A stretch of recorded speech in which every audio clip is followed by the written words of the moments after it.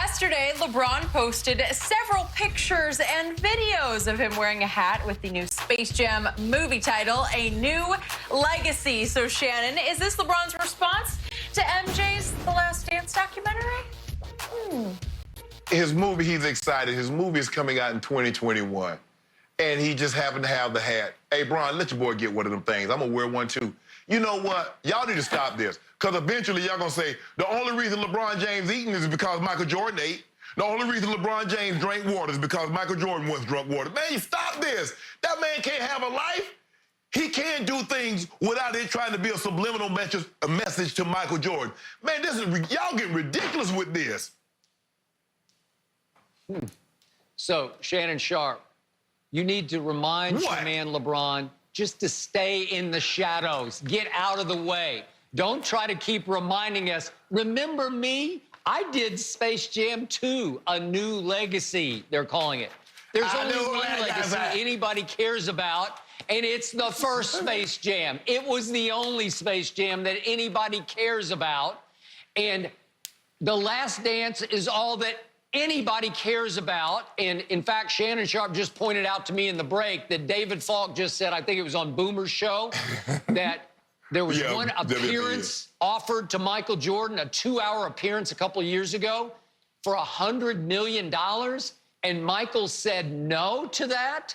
Well, that shows you just how all-time amazing The Last Dance is, because he has given those documentary makers dozens of hours sitting and talking from the heart. You're getting the GOAT from the heart, giving you the lowdown, the sit-down lowdown on what actually happened in 1998, how it happened, why it happened, and you're getting to see the GOAT unveiled for the first time, where you're seeing him in all of his glory.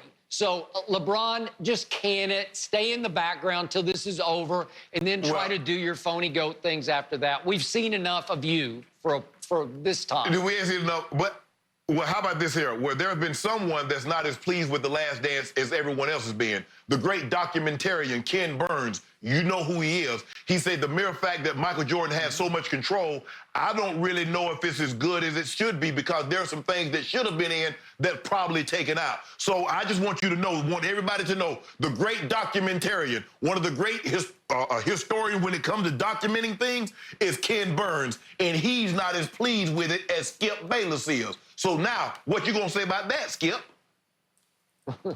I agree with that assessment. On the other hand, you're getting Michael from the gut, because he is F-bombing like crazy. This is the owner of the Charlotte franchise, and it's not the best public look for him to be dropping F-bombs and MF bombs right and left.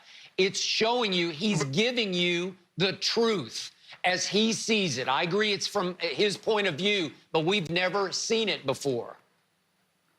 Skip, you know this. You've been around him. This is him.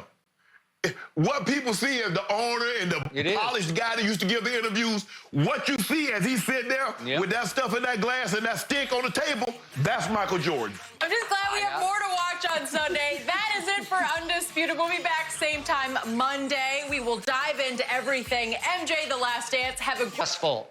So given that, and given the fact that Shannon Sharpe assured me that Tua is better than Joe Burrow, wait a second. Joe Burrow's going to start for the woeful Bengals. He'll start game 1.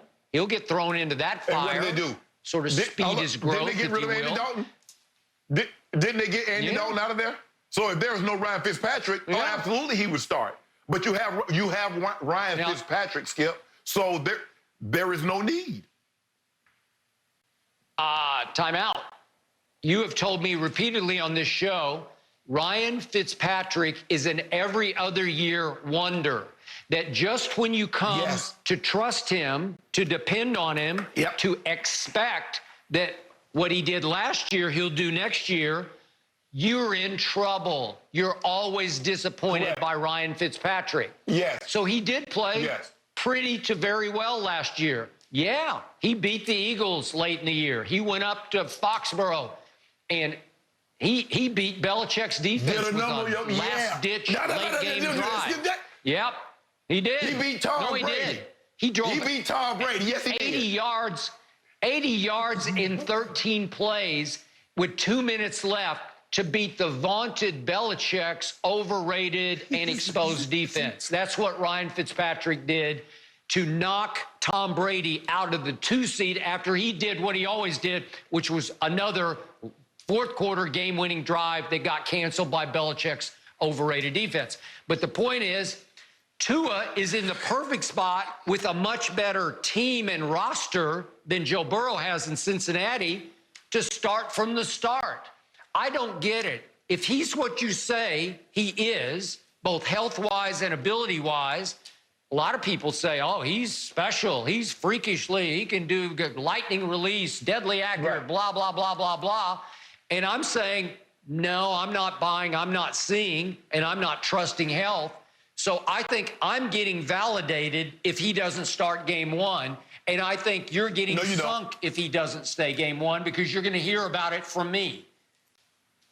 Skip, it's not like the cupboard is bare in Cincinnati. You know, they do have A.J. Green. They do have Tyler Boyd. Joe Mixon ran for 1,000 yards last year. So it's not like the cupboard is bare when it comes to offensive weapons. They have some. Now, they need to fill out that offensive line, and we don't know what they're going to be like defensively. But, Skip, you are in – look, I get it. You know, you want to see Tua start and all that. You want to see him struggle. But it's not going to happen.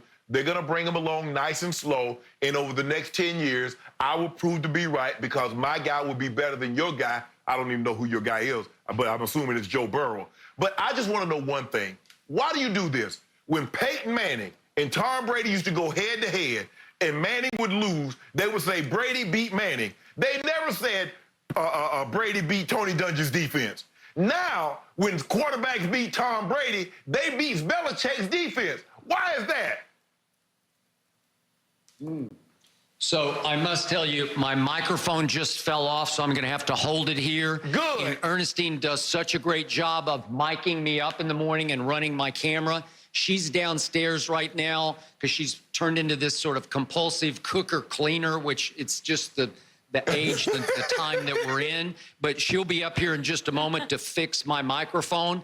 But at least it gives me a chance to point out that once again on Friday, I'm wearing goat on goat. So you can see my microphone, but you can also see my Lil Wayne necklace, goat on Jumpman logo, goat. And that's all you need to know as we head towards Sunday night and we get to see the true GOAT in action in episodes 5 and 6. So again, to sum this up, Burrow will be better than Tua, and Burrow will do what should have happened to Tua. He will start from game 1. And I think you are afraid of Tua's health, and I think you're also afraid of his ability. Oh, I'm definitely not afraid of his ability. I'm not afraid of his health, and I believe that he gonna probably miss the first couple of games because Fitzpatrick's gonna be in there, and he'll probably stink it up, and then Tua will come in there and light it up and be Rookie of the Year. Ta-da, and there you have it. All right, we're not done yet, guys. Did LeBron just respond in his way to the Last Dance? If I could snap my fingers right now and have Cam Newton as my backup quarterback going into the season, yes, thank you, God, I'll take it. Now, how you would pay Cam, would he take $1.1 million to play for Dallas? I doubt it, but who knows? Maybe it'd be his best shot. I don't know. But if Cam thought he had a chance to actually get to play some next year for America's team, maybe. I'll say this for Dak. He's got such strong football character, such a football backbone to him. He seems so confident in himself. He wouldn't be threatened by Cam Newton as his backup the way, let's say, there's been speculation about Cam going to the Rams. I think Jared Goff would be threatened by Cam Newton. I think he might crumble a little bit under the pressure of having Cam Newton, former MVP, looking over his shoulder pads.